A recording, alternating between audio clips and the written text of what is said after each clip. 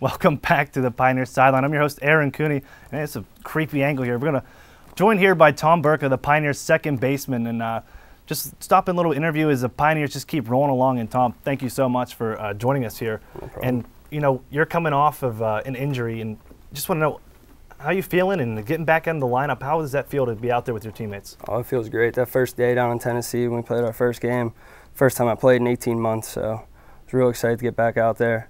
And the arm's feeling good. Changed my arm angle a little bit. Came down sidearm. Doesn't hurt as much now.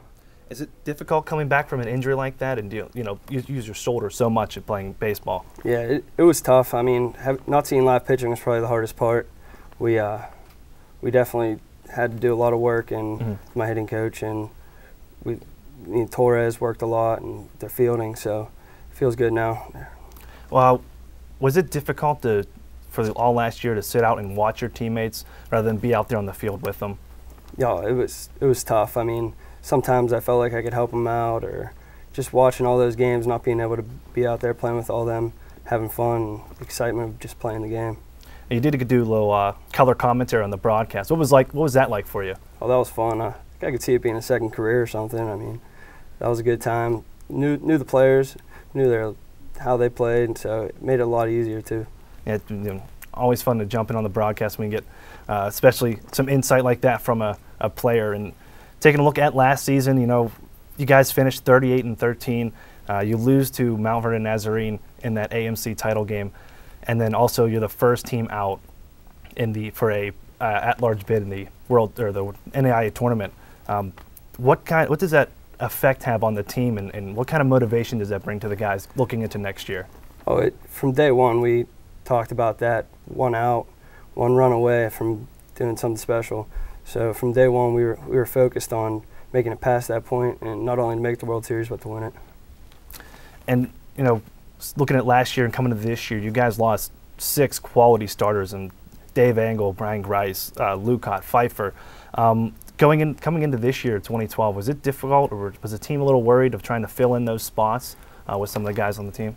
Maybe right after the season you were a little bit worried because those are such key players to the lineup, but once we came in the fall, saw the talent that Torres had recruited, we were pretty satisfied with what we had, and we were ready to go for the next season.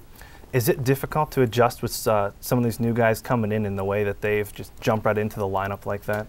No, I mean, we all mesh together. We're all good friends, great team chemistry, so we're all excited and ready for playoffs now. With the AMC disbanding after this year, and the team moving on to a different conference, all the athletics teams, does the team mentality, this is the year to go out, this is the year to get the AMC? I would say this is the year to do more than that. I mean, the AMC disbanding didn't really have a factor on what we ultimately wanted to do. I mean, we wanted to win the AMC championship, but our goal was much further than that. Right off the bat, as soon as the season started, you guys had some really tough competition that trip down to Tennessee, taking on a number 7 ranked Cumberland team, Martin Methodist.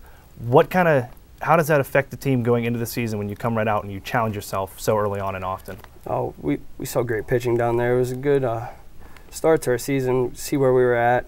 We saw we needed a little work after coming back from there, and I feel like we worked hard to progress to this point. What did the team take from those games down to Tennessee? Oh, we took that we were up there, one of the top teams in the country, and I mean, we knew we had to do a lot more work and see a lot better pitching than what we've been seeing lately, but the teams down there were very good. I mean, we're starting to see those teams now when we played Malone and Walsh and Fisher and some of the better teams now. And also, the team every year taking the trip down to Florida, also some tough competition there. How does that yearly Florida trip get the team ready for when you come back and there's some softer games along the way? Oh, it was nice. We played number 23 at the time, Madonna, and Olivet Nazarene. They were 2 good teams. Fortunately, they didn't come out the way we wanted in the back end, but I felt like we fought down there, and the warmer weather, it's always nice getting out before you can get out up here. And after you came back from Florida, the team just kept rolling on an 18-game win streak until you ran into Malone. Is it good to kind of get knocked back down to earth like that, even though the team was rolling, everything was going so well, to kind of face some adversity against a strong team like Malone? I feel everybody wants to keep rolling and have the win streak, but I mean, it's nice to keep us humble.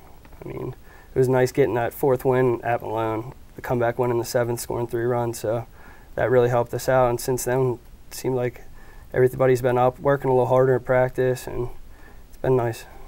And taking a look at the injury bug just recently, just plaguing your team. You lose Javier Marticarena, a couple other guys just banged up. How hard is it to replace somebody like Javi and some of these other guys that are playing hard? It was tough replacing Javi. I mean, he's hitting 380 with 7 home runs and 34 RBIs. So our number 4 hitter, it's a big stick in the lineup. But we've replaced them with scrappy people. It seems like we're playing with a different mentality, like everybody has to do their job instead of relying on somebody else.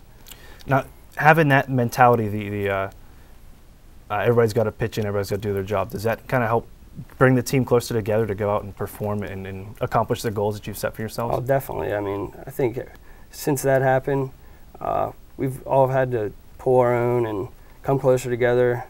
We're all just trying to get through, get the playoffs. And speaking of playoffs, you guys clinched AMC regular season title. You have the conference tournament coming up in a couple weeks. What's next for you guys, and what other goals have you set for yourselves here in the next coming weeks? Well, our goal is to win this down in North Carolina, and then go to regionals and win wherever we're out there to get to Lewiston, Idaho, because that's our ultimate goal.